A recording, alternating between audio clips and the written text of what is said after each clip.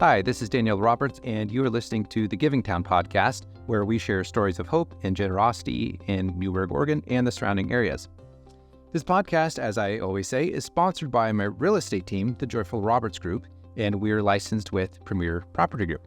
And one of the things that I will mention on this episode, I usually talk about my YouTube channel where I educate people about all things real estate, things about Newberg. There's always new videos being added. But really the main heart and soul of my business is referrals from past clients and referrals from people like you who support this podcast, who support kind of the other side of the mission of sharing stories of positivity. So one thing that I would ask of you, if you're someone who regularly listens and are not necessarily a real estate broker yourself or don't already have a close relationship, because I know there are so many great real estate agents out there.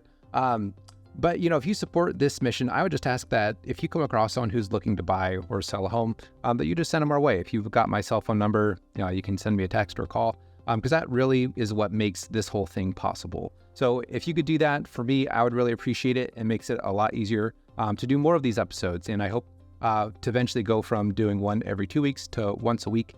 And again, what will make that possible is people like you sending people our way to work with us to help them buy or sell a home. So that is my ask to you. And with that, let's get on to the episode. Hey everyone, I am here with Patty Williams, who is the Executive Director of the Willamette Valley Cancer Foundation. And I'm looking forward to bringing some great information about this organization, in addition to just kind of talking about what they do and some of the misconceptions people have about people going through cancer. And I think there'll be a lot of great stuff. So Patty, thank you for joining me today. Thank you. Happy to be here. So just kind of right off the bat, can you share a little bit about what the Willamette Valley Cancer Foundation is and how it got started? Sure. The Willamette Valley Cancer Foundation is an organization serving Lincoln, Tillamook, and Yamhill counties. And our mission is basically to foster hope in cancer patients. And the way we do that is to administer a financial assistance program and help people pay their bills for those people who have been unexpectedly and financially sidelined by a cancer diagnosis and treatment.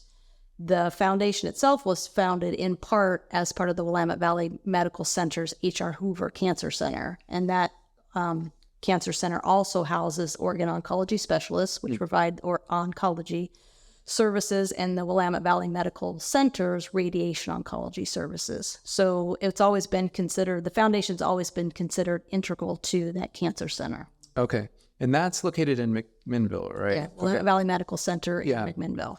And, it's funny because I used to always think, it was actually Lisa Salmons who kind of first like, you need an interview, Patty, you need an interview, Patty. But I always thought that it was like, oh, that's for people in McMinnville. Do you guys get that at all? That people think, oh, it's just for people that are patients or members or whatever of that? We do get that a bit with the foundation, but I'd say more than anything, what we get is that people don't know that the cancer center, world-class cancer center is right there in McMinnville. But from the Cancer Foundation perspective, we serve 3 different counties. Yeah. And I think one of the criteria that's always important to point out is that the criteria is geared around where the cancer patient lives, not where they're getting treatment, which is why Newberg is part of our territory. It's why Lincoln City and Tillamook's part of our territory. So that's probably one of the misconceptions that we would like to see corrected, is that we don't just serve McMinnville or just Yamhill County. So say, for example, someone is living in Yamhill County, but they're receiving treatment up at, say, OHSU, they're still eligible through the Cancer Foundation. Right. In terms of the location criteria, yes. Yeah. 3 other criteria that we have that some other organizations don't is that they must have a current cancer diagnosis, and then either be in active treatment or within a 6-month window, 6-month window of treatment, one side or the other. And then the other, criteria that kind of makes us somewhat unique is that we're financially need-based. Okay. So the criteria has to round out with someone actually where their household budget is upside down. Okay. Whereas some organizations you'll run into where they're more experiential, they want kids to go to the beach or, provide experiences. Ours is strictly around providing financial assistance. And I think maybe one of the things people don't think about is, okay, maybe you have insurance, maybe you have good health insurance that will cover the treatments, but then what about the fact of not being able to work or not being able to go and do all of the things that normally you could do? right? And that's kind of the challenges people face, that there's what seems maybe like there's a gap in the system, so to speak, of, especially if you're living paycheck to paycheck, you've got insurance, you think you're covered, but, is that typically what you see? Yeah, it is typical. It's typical that, the cancer patient might be the only breadwinner, and like you said, be unable to work and not know how long that window of opportunity is of not being able to work and bringing a paycheck. And equally, common, I guess, would be that the breadwinner is the caretaker of the cancer patient. So there's always that disconnect of how the bills are going to get paid. And at the Cancer Foundation, we pay the bills directly. We don't pay medical bills, but we can step in and take care of mortgage, rents, utilities, health insurance premiums, auto. We've made car payments, auto insurance. Wow. I mean, it's like one of the unique things about the foundation is that we can customize whatever works for the patient. Okay. Wow. So, so basically, you take someone, you recognize, okay, they have some level of financial need. You evaluate what are their essential items that they used to be able to afford, either working themselves or before they had to be a primary caretaker. You look at those things and you're able to directly pay for those while they're in cancer treatment. Yeah, okay. Exactly. Now, is there a limit of like what you can actually pay out, or how does that part work? Yeah, actually, we have an annual maximum. So if you were approved for financial assistance today, and I'm just coming out of our grants committee where we approved probably about $10,000 or $12,000 in assistance, you would have 1 year of a maximum of $2,500. Okay. But we also have a $5,000 lifetime maximum. So you could get even more assistance. And that's a chunk of money for somebody who's needing assistance. The idea behind the assistance level is that we help get you through this. We help get you on the other side of it. And sometimes it happens, which is always great when, you have those clients and patients that you go, you don't have to do anything anymore. They're back to work or they're back whole again. And we have some people that, use up a $5,000 max or don't live to see it. Yeah. So we really kind of run across all kinds of scenarios. Yeah. Now, I mean, because I do some similar level of volunteer work where you see people, because you can't provide everything, right? Like someone's making a certain amount of money, and then for some people, $2,500 could be used in a month. Exactly. That income is just gone. What do you do in those? And there may not be a lot you can do, but what do you do in those situations when you?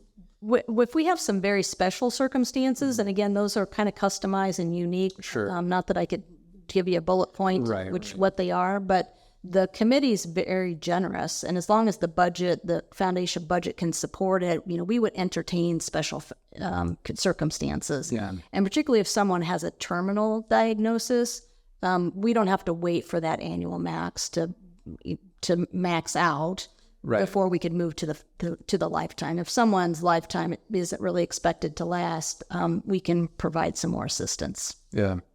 So what are some of the main barriers? So someone gets they go to a doctor appointment, what they think maybe is a routine checkup, they find out, oh my gosh, I've got cancer. And that's just something there's no class you take in high school or college, or, there's nothing to really prepare you for that. So I guess, what is the process? Like, what does that look like from like, okay, I've got this, now I have to go through treatments, and there's, this whole whirlwind too. So what does that process look like from your end? It can certainly run the gamut, with different people. But when you ask the question about what are the main barriers, the cancer impacts people from all walks of life: young, old, rich, poor, male, female. There's no barrier that says, oh, well, that's not going to happen to you. Mm-hmm. So that's kind of one of those empathetic moments where you think like this could happen to anybody. Yeah. Some people may be more susceptible for whatever reasons, their environment or health history. But some of the barriers and the ideas that come out to me is that treatment can be so time consuming, whether it's day to day, week to week, month to month, depending on the diagnosis and the treatment plan. And so you may have to plan to go to treatment every day 100 miles away. So if you're on the coast and you're making a 100-mile round trip into the H.R. Hoover Cancer Center, that you have to have gas, you have to have a reliable car. So it's like the day-to-day impact, and the impact on your calendars can just be incredible, and it can be expensive. So just even if you thought you were in good shape financially and you get hit with a diagnosis and your insurance isn't good enough, it's going to have an impact on your life. And treatment, it can be exhausting. Different treatments for different kinds of cancers. People react differently. Things are probably better than they were back in the olden days. The treatment's getting better, more specific, but it's exhausting. And so you might feel fine on a Friday after your treatment and fall out for the rest of the weekend. So you just really don't know day to day or week to week how you might actually feel. Yeah.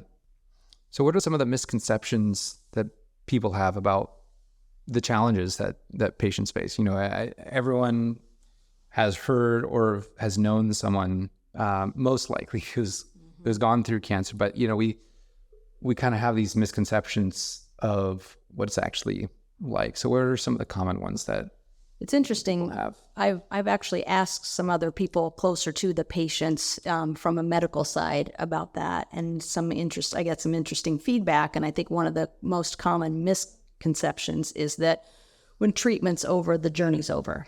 And it's not. And if you talk to breast cancer survivors or cancer survivors, it's like that journey stays with them, that life-changing moment. And while some people may march on and, tackle the world, for some people, there's still that fear of hearing the words, once again, you have cancer. Yeah. That's one misconception. One misconception is that cancer's a death sentence, which it's most certainly not. Yeah. There are a lot of things we can do ourselves to maintain health and get checkups so that we are less prone or we can catch something early. But cancer is not a death sentence.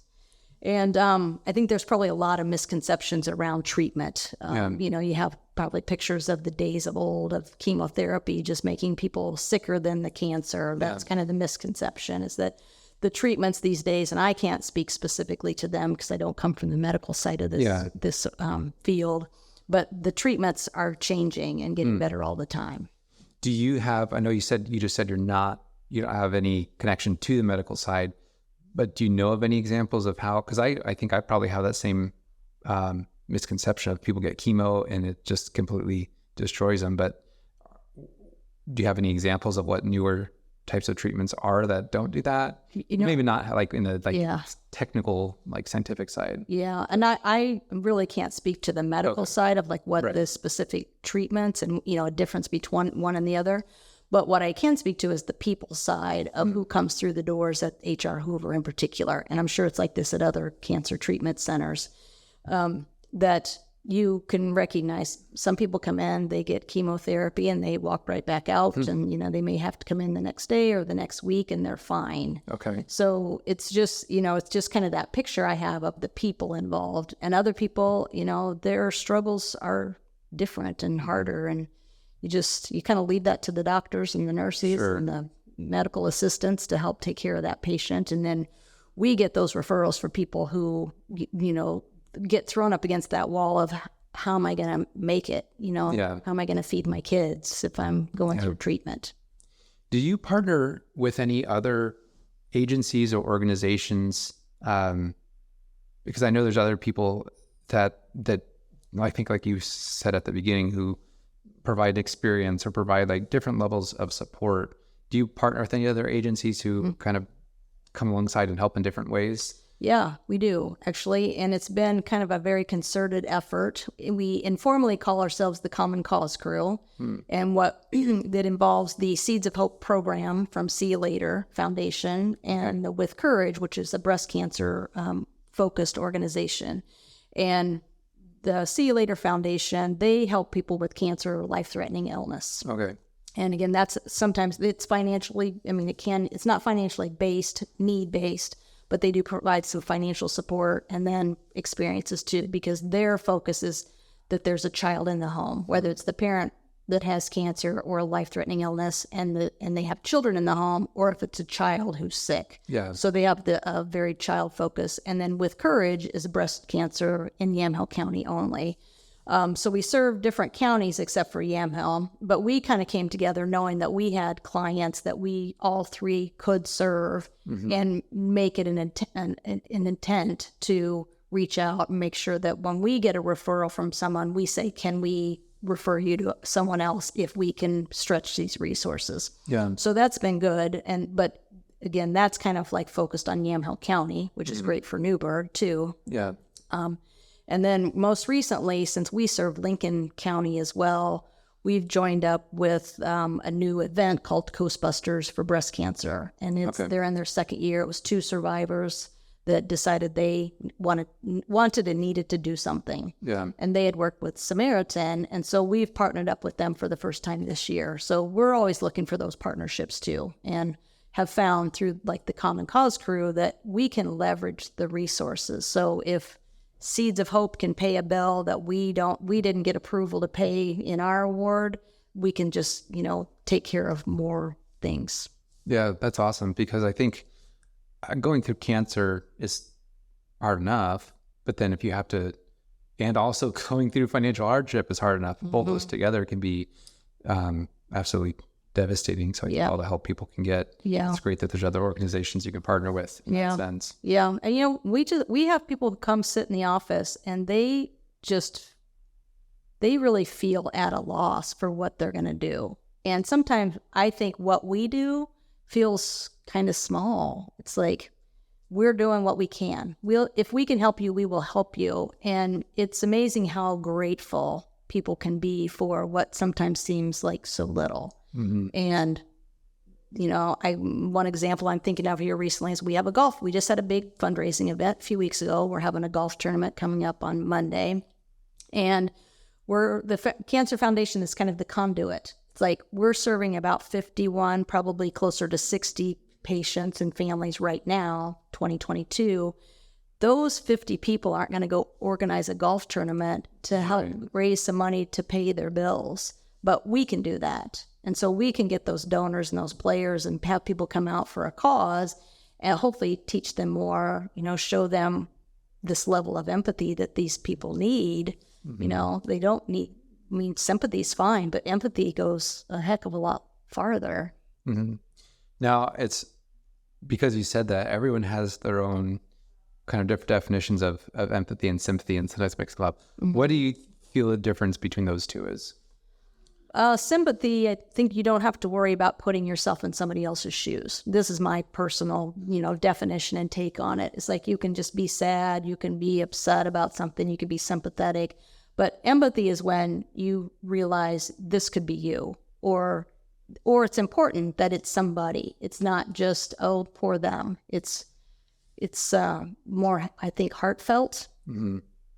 Yeah, I think we need more of that. Yeah, I think we do too. It's unfortunate we have lots of gaps in all kinds of areas that people just really fall through and don't even know there's help available. What would you say for you personally, what about this work is most important to you? Well, it's interesting because my academic training's in agriculture. I was always in the green industry, working in the wine industry, or what I say the professional tree care industry. What's important to me being in this work and in this field and in this position is having respect for how well people get by in life on so little. And that when they come through our door, they know they can sob, they can cry, they can laugh, they can talk about their circumstances, they can present their bank statements without judgment. And that if we can help them, we will. Yeah. I imagine that must feel pretty rewarding, at least being able to, like you said, you can't do everything, but being able to have some part and knowing that you're improving someone's life that is really struggling. Yeah, it is rewarding. And it's humbling and it's rewarding. So, you can't really beat that for a combination to get to work. It'd be nice if we could work ourselves out of this job. If cancer wasn't here or financial worries weren't here, I don't think we are going to see that in my lifetime, but we'll keep working on it. And, if we can raise more money, either by events or reoccurring donations and things, we can help more people. So we are limited in what we can do right now because we don't have a money tree. Yeah. Is there is the limit right now in the funding? Like, do you have a wait list, or is it you try to help everyone who comes in as much as you can? How does that part work? So far, we don't have a wait list, but we just had a meeting this morning where we approved funds for, I'd say, upwards of 8 applicants, and we're already getting applications for next month. So the grants committee that reviews the applications meets at the second Tuesday of every month. Okay. And, we've had a couple of months where we might have 2 or 3, but the more we get out and talk to people about what we're doing and the services that we provide, we see a continual uptick. And if we can do more outreach in the coastal communities, which is we've ramped up in the last year or so, and work with the social workers who actually see the people. That's kind of the big thing for us is we need to get to the people who see the patients so that they know we exist. Yeah. You'd mentioned a little bit earlier, maybe before we started recording, about you're starting to find more or being able to do a little bit more outreach in Newburgh and seeing more people in Newburgh specifically take advantage. Can you talk about that a little bit? Yeah. I don't have the numbers in front of me, but I think we are currently serving 6 or 7 patients that live in Newburgh. Okay. And that's probably the second highest just outside of McMinnville. At McMinnville, I think we have about 14 current patients, or we refer to them as clients that we're helping. So it's definitely the second largest community that we're serving in Yamhill County. And part of that, I think, too, is the continued outreach that we're doing either through the Chamber of Commerce or the Rotary, or just letting people know that we actually, serve this area. I know sometimes when you think about where the hospitals are, that's kind of what people equate with the town or the community. So Newburgh is, Providence, and Lincoln City, or Newport is Samaritan, and McMinnville's Willamette Valley. But, we can cross those bridges. Yeah. Which is good for people to know, I think, especially if anyone who listens to this and knows someone who maybe is getting care elsewhere, or maybe they think, oh, well, yeah, that's only for people over there, to know that it is a resource for anyone here too. Yeah. So we have an application on our website. So if anybody's hearing this and goes to Willamette Valley Cancer Foundation.org and scrolls down all the way to the bottom left, we've got a grant application. So we try and make it as easy as possible to get that information. Yeah. Because we are financially need-based, we have to eventually look at the mortgage statement or the rent agreement or something. But that first wave of information that we need to determine eligibility, we've tried to make as easy as possible. Okay. Can you share any stories of a family or an individual who maybe that comes to mind, like, wow, like this, this person really got what we were trying to do, or that we were really able to serve this person in the way that we wanted? Yeah. Well, the Cancer Foundation's been around for 20 years. So the stories go back 20 years. In my 2.5, a few stories stand out. One of them was just recently, last fall. There was a young woman who was diagnosed and ended up being terminal. She has 4 young kids, recently separated with not much other support. And we were able to step in and provide assistance at the level that we could. But the whole community kind of rallied around this family. And this is where we leveraged our resources. So it was Yamhill County. We leveraged our resources to bring in those other organizations. And it was around the holidays. So other people and, departments in the hospital stepped up. So the kids all got holiday presents. And I think one of the big things is that we had an anonymous donor step up and pay off this woman's vehicle, which was kind of like the most challenging thing for her, to not be working, not have any support, and to still have a car payment and get to treatments and things, that we had someone step in and say, I'm going to pay for that. Wow. So that's kind of a big story. Yeah. And there's a range of them. I'd say one other one that always kind of stuck with me, and this might have been because it was early in my tenure with the organization, was another gentleman, and he was terminal and was about to go on hospice. And while there's a window of treatment, basically, technically, when you're on hospice, you are not considered to be in active treatment. So that means you're not really eligible for our assistance. And we were able to make some arrangements for him toward the end of his life. But the humbling and telling part of that story is that he was ready to give up going on hospice for a few months so that he could just maintain the relationship with the Cancer Foundation. Wow. And part of that for him was it not only financial, but it was emotional too. Yeah. So shows that you're really doing something meaningful. yeah. Yeah. What would you say some of the main barriers that you as a foundation experience? One, letting people know who we are, that the Willamette Valley Cancer Foundation is a nonprofit 501c3 organized in the state of Oregon, that we serve a broader community than just McMinnville, because people equate us with our address. Right. That's kind of sometimes a barrier. And then just, COVID certainly hamstringed everybody in terms of being able to fundraise. And fortunately, the Cancer Foundation was sitting on enough reserves that we didn't worry too much about 2020. But right now we're trying to ramp up our fundraising efforts. And like any organization that provides these kinds of services, we have to go out and find those funds. And so, a $5 monthly recurring fee or a donation, some people might think, oh, that's not gonna do anything.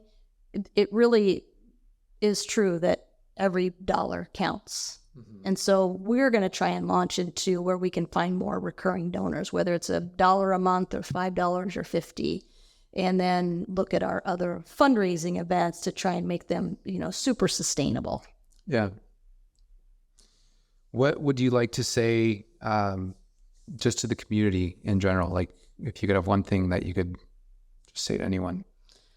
Well, that's a good question. And it's interesting. It's like, I think what I'd like to convey is for people to recognize Willamette Valley Cancer Foundation, because there's a lot of Willamette Valley something, there's a Cancer Institute, there's cancer research. It's like, recognize the foundation for what it is, which is a financial assistance program. Yeah. And our kind of revised motto in the last few years is that we like to say, we're here so no one fights alone. Yeah. Well, thank you for what you do. Thank you for sharing the stories. Thank you for sharing and clarifying about who you are and what you do and how you help. And my hope for this is that, one, anyone who needs the help, is going through cancer, can come and get the help that they need. But also, I think there's an added level when you learn what other people go through, like what you said earlier, the empathy that can come from that, of recognizing, wow, like, these are real people. And, you can't go around thinking of every single person who has every hard thing, because, we'd all be, completely depressed. We just can't handle that. But I think at the same time, learning to live with just a sense of that people really have powerful struggles, and live with a life of gratitude of, we have, no matter what you're going through, even whether, there's always something to be grateful for. And I think most of us have so many more things to be grateful for that we recognize. And that's my hope of listening to this, of learn to be grateful, learn to find ways to do something and be supportive, be part of the, as cliche as it may be, part of the solution instead of part of the problem. But I want to thank you for doing what you did. You made at some point a career change from the tree care to human care. Uh-huh. And, I think you've probably found what it sounds like is that there's a lot more meaning that comes from caring for people than caring. Not that there's anything wrong for caring for trees, but you know what I'm saying. Yeah, this is great. This is great. So thank you for sharing, and look forward to getting this message out to everyone. Yeah, thanks for the opportunity. Well, I hope you enjoyed learning about the Willamette Valley Cancer Foundation. And if you know anyone facing cancer, please share this resource with them and make sure they're not fighting this battle alone. If you'd like to learn more about this foundation or would like to get involved, you can visit WillametteValleyCancerFoundation.org, which is also linked in the description. Well, thanks for tuning in, and I'll catch you in the next episode.